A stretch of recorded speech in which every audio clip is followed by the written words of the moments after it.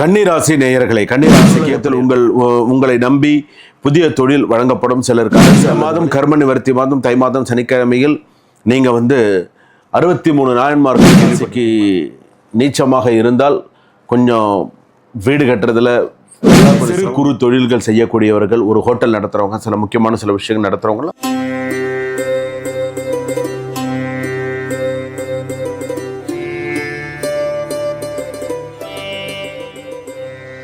ஜனனி ஜன்ம சௌக்கியானாம் வர்தனை குல சம்பதாம் பதவி பூர்வ புண்ணியானாம் லிக்யதே ஜன்ம பத்திரிகா ஆதித்யாயச்ச சோமாய மங்களாய புதாயச்ச குரு சுக்ர சனிபியஸ்ச ராகவே கேதவே நமஹா கஜானனம் பூதகணாதி சேவிதம் கபித்த ஜம்போ பலசார பக்ஷதம் உமாசுதம் சோக விநாச காரணம் நமாமி விக்னேஸ்வர பாதவங்க மகாகணபதி துணை கொண்டு உலகெங்கும் வாழக்கூடிய ஜோதிடர் யுகம் நேயர்கள் அனைவருக்கும் வணக்கம். நான் உங்கள் டாக்டர் வி ராஜ்குமார் சிவாச்சாரியார் பேசுகிறேன்.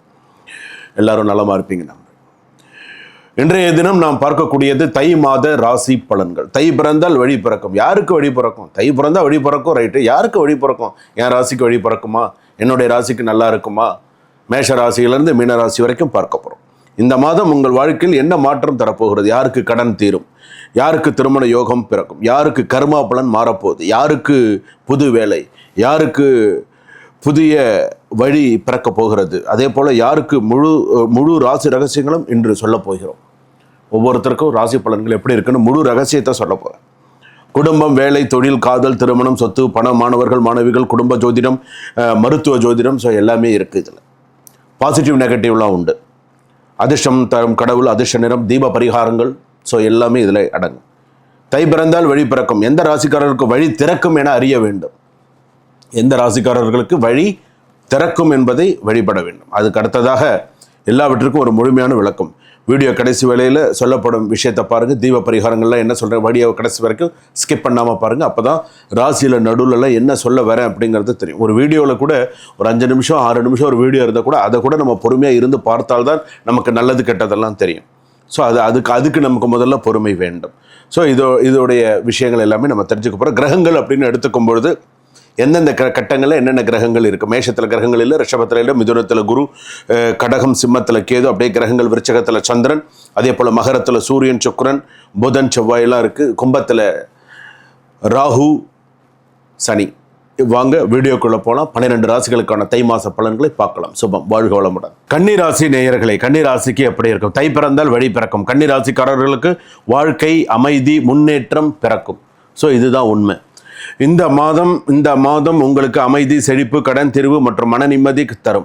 கடந்த சில மாதங்களாக நீங்கள் எடுத்து வைத்த முடிவுகள் பலன் தரும் நேரம். தை பிறந்தால் வழி பிறக்கும் என்ற பழமொழி கன்னி ராசிக்காரர்களுக்கு மிக சரியாக பொருந்தும் மாதம் எனலாம். ஸோ அந்த அளவுக்கு சிறப்பாக இருக்கும். குடும்பத்தில் நீண்ட நாள் பதட்டம் இருந்தால் அது அமைதி நிலவும். கணவன் மனைவி இடையிலான உறவு மென்மையாகும். பெற்றோர்களின் ஆசீர்வாதம் கிடைக்கும்.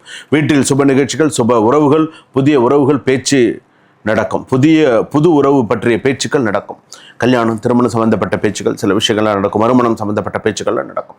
வேலை, தொழில், அலுவலகத்தில் உங்களை நம்பி புதிய தொழில் வழங்கப்படும். சிலருக்கு அரசு அல்லது வெளிநாட்டு வேலை வாய்ப்பு கிடைக்கும். தொழில் செய்பவர்களுக்கு புதிய வாடிக்கையாளர்கள் சேரக்கூடிய வாய்ப்புகள் உண்டு. புதிய லாபம், புதிய வாய்ப்பு, புதிய நம்பிக்கை, எல்லாமே அமோகமாக இருக்கும். சில பேர் வெளிநாடு போய் வேலை செய்யக்கூடிய யோகங்கள் இருக்குது. வேலையில் ஸ்திரத்தன்மை, அடுத்தடுத்த லெவலுக்கு போகிறதுக்கான ஒரு நம்பிக்கை, ஒரு உற்சாகம் பிறக்கக்கூடிய ஒரு மாதமாக இருக்கும். ஏற்கனவே நிறைய பிரச்சனைகள் இருக்குது. இப்போல்லாம் அந்த பிரச்சனைகளாக குறைஞ்சு கொஞ்சம் கொஞ்சமாக நிறைய நல்ல விஷயங்கள் இருக்கும். பண வரவு தாமதமாக இருந்தாலும் தை மாதம் 2ஆம் வாரம் முதல் வரவு தொடங்கும். கடன் சுமை குறையும். சிலருக்கு பழைய கடன் தீரும். தை பிறந்தால் கன்னிராசிக்கு கடன் தீரும். கொஞ்சம் கொஞ்சமாக அந்த ஒரு சில கடனை அடைச்சிடும். தை பிறந்தால் கடன் தீருங்கிறத நீங்கள் ஞாபகம் வச்சுக்கோங்க. இதுவே கன்னிராசிக்காரர்களுக்கு உண்மையான செய்தி. காதல் உறவுகள் வலுப்படும். அதே போல் சிலருக்கு திருமண பேச்சு தொடங்கும். திருமணமானவர்கள் சிறிய புரிதல் பிரச்சனைகள் வந்தாலும் விரைவில் தீரும். மாமியார் மருமகள் உறவில் இனிமை மீண்டும் பிறக்கும். சண்டை போட்டிருந்தாங்கன்னு இனிமேல் அந்த சண்டையெல்லாம் ஒழிஞ்சு ஓரளவுக்கு கொஞ்சம் மிஸ் அண்டர்ஸ்டாண்டிங் இல்லாமல் ஓரளவுக்கு கொஞ்சம் நல்லா பேசி ஓரளவுக்கு அப்படியே போகக்கூடிய சூழ்நிலைகள் வரும். மாணவர்கள் படிப்பில் அதிக கவனம் செலுத்துவார்கள். பெரியவர்கள் வெளிநாட்டு படிப்புக்கான முயற்சிகள் வெற்றியடையும். ஆசிரியர்களின் பாராட்டு கிடைக்கும். இந்த மாதம் கர்ம நிவர்த்தி மாதம் தை மாதம் சனிக்கிழமையில் நீங்கள் 63 நாயன்மார்கள் கேள்விப்பட்டிருக்கீங்களா? அந்த 63 நாயன்மார்கள் 108 சிவலிங்கம் இருக்கக்கூடிய இடம்லாம் கேள்விப்பட்டிருக்கீங்கன்னா அந்த ஊருக்கெல்லாம் போயிட்டு வாங்க. செட்டி புண்ணியம்னு ஒரு ஊர் இருக்குது. அந்த ஊருக்கு போயிட்டு அதெல்லாம் உங்களுக்கு நல்ல ஒரு சிறப்பான ஒரு ஊராக இருக்கும். தோல்வலி, மூட்டு வலி, சோர்வு போன்றவை குறையும். தை மாதம் முதல் ஆரோக்கியத்தில் முன்னேற்றம் தெரியும். அதே போல் நல்ல சூடான பால், மஞ்சள், டர்மரிக் பவுடர் போட்டு கொஞ்சம் மஞ்சள் பால், மிளகு கலந்து நைட்டில் சாப்பிட்டீங்கன்னு சொன்னால் உடல் நலத்திற்கு நல்லது, தீங்கு விளைவிக்காது, சிறப்பாக இருக்கும்.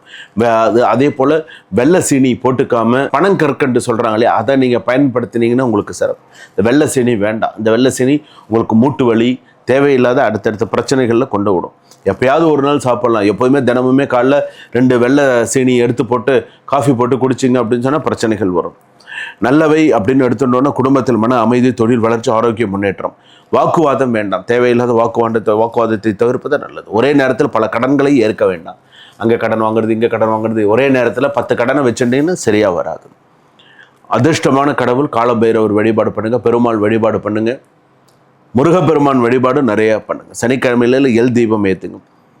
வேலை உயர்வு, மன அமைதி கிடைக்கும். தை மாதம் கன்னிராசிக்குடன் கடன் தீர்க்கும், நம்பிக்கை தரும், அமைதி தரும், வழி பிறக்கும், அதிர்ஷ்டம் மலரும். ஸோ இதெல்லாம் கன்னிராசிக்காரர்களுக்கான நிலையான உண்மையான விஷயங்கள். வேலையில் நிறைய மாற்றங்கள் வரும். சொந்த தொழிலெல்லாம் நிறைய பேர் புகழெல்லாம் இருக்கும். வேலையிலெல்லாம் நல்ல சிறப்பாக இருக்கும். கடன் சம்பந்தமான விஷயங்கள் கொஞ்சம் கொஞ்சமாக கடன் அடைச்சிடுவீங்க. பணம் வரும், கடன் அடைப்பீங்க. நிறைய மாற்றங்கள்லாம் வரும். சொத்து தொடர்பான சில விஷயங்கள். கடகராசிக்கு செவ்வாய் நீச்சமாக இருந்தது அப்படின்னு சொன்னால், கன்னிராசிக்கு நீச்சமாக இருந்தால் கொஞ்சம் வீடு கட்டுறதுல எல்லாம் கொஞ்சம் சிரமம் இருக்கும். வாடகை வீட்டில் இருக்கக்கூடிய சிரமங்கள்லாம் இருக்கும். கொஞ்சம் பார்த்துக்கோ. திருமணம், மறுமணம்லாம் நடக்கும். மாணவ மாணவிகள் சிரமம், பிரச்சனைகள் கொஞ்சம் கொஞ்சமாக குறைஞ்சு அடுத்தடுத்து நல்ல கட்டத்துக்கு வரக்கூடிய சூழ்நிலைகள் வரும். விவாகரத்து சம்பந்தமான சில விஷயங்கள் அப்படிங்கும்போது இந்த வருஷம், அதாவது 2026-27 சில விஷயங்கள் வரத்துக்கான வாய்ப்புகள் உண்டு. ஷேர் மார்க்கெட் பொறுத்தளவுக்கு பார்த்து இன்வெஸ்ட் பண்ணுங்கள். கூடியமான வரைக்கும் அந்த மாதிரி விஷயத்தில் போகாமல் இருக்கிறது நல்லது. அனுபவம் இருந்தால் போகலாம். அனுபவம் இல்லாமல் போய் மாட்டிக்காதீங்க. யாராவது ஒருத்தர் கார்டை கொடுத்து நீங்கள் இதை பண்ணுங்கள் அதை பண்ணுங்கன்னா ஒத்துக்காதீங்க, பண்ணாதீங்க. பெண்கள்லாம் வந்து பார்த்திங்கன்னா வேலையில் கொஞ்சம் கவனமாக இருங்க. பிஸ்னஸ்லலாம் கவனமாக இருங்க. புதிய முதலீட்டிலலாம் பெண்கள் கவனமாக இருங்க. அதே போல் அமைப்பு சாரா விஷயத்துலலாம் கொஞ்சம் கவனமாக, அரசியல்லாம் கொஞ்சம் கவனமாக இருக்கிறது நல்லது.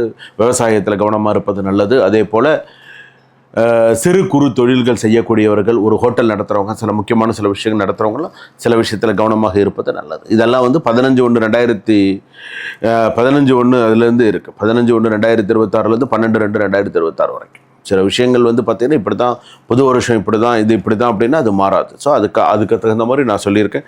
அதே மாதிரி நீங்களும் பண்ணினீங்க அப்படின்னு சொன்னால் உங்கள் ராசிக்கு சிறப்பாக இருக்கும். அடுத்ததாக வழிபாடுகள் என்றைக்குமே மறக்காதீங்க. எந்த ஒரு சின்ன ஒரு வழிபாடு கூட மறக்காதீங்க. கோயிலுக்கு போனோமா, சாமி கும்பிடணுமா, அந்த வருஷத்து சபரிமலைக்கு போகணும்னு நினைக்கிறீங்களா, போயிட்டு வாங்க. அதே மாதத்தில் வேறு விரதங்கள் இருக்கணும்னு நினைக்கிறீங்களா, விரதம் பண்ணுங்க. என்ன செய்யணும்னு நினைக்கிறீங்களோ அதை சிறப்பாக செய்யுங்க.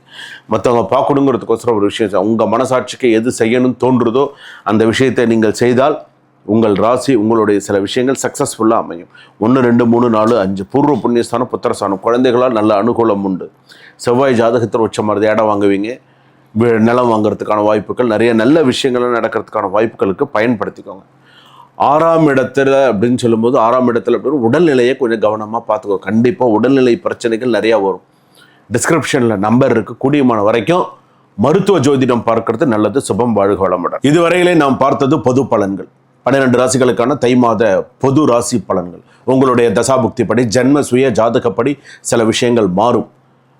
அப்படி மாறும்பொழுது உங்களுக்கு நிறைய நல்ல பலன்கள் கிடைக்கும். ஒரு ஜாதகத்தை பார்க்கும்போது லக்னம் பெரிதா, ராசி பெரிதா அப்படிங்கிறதெல்லாம் கிடையாது.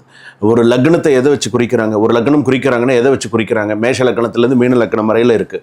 லக்னம் தான்ங்கிறது. லக்னத்தை வந்து ஒரு நேரத்தை வைத்து பிறந்த குறிப்பு.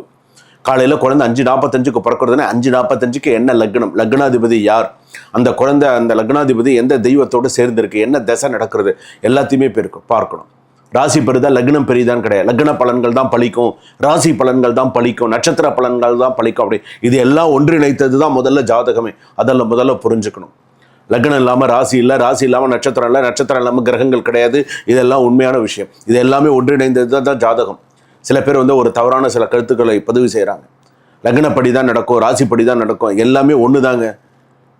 லக்னத்திலேருந்து தான் கணக்கு பண்ணி எல்லாமே சொல்கிறது, ராசிலேருந்து தான் எல்லாம் கணக்கு பண்ணி சொல்கிறது. ஸோ வீடியோ கடைசி வரைக்கும் ஸ்கிப் பண்ணாமல் பாருங்கள். என்னுடைய முழு ஆசீர்வாதம் உங்களுக்கு. வாழ்க வளமுடன்.